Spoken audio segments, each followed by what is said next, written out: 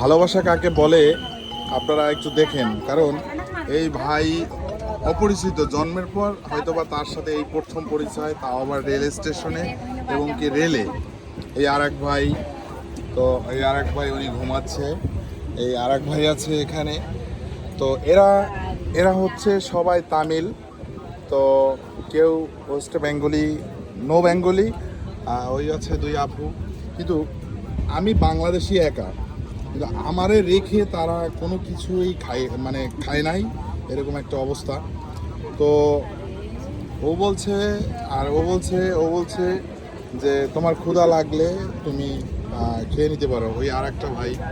কিন্তু এদের যে একটা মিল মহব্বত ভালোবাসা, এটা এই দেশে আমি পেলাম। আমি ট্রেনে উঠলাম, ওঠার পরে কোনো খাবার নিয়ে আসি নাই, কোনো খানাপিনা আনি নাই, কিন্তু এরা লং টাইম বা লং জার্নি, সেজন্য তারা পার্সেল নিয়ে উঠছে।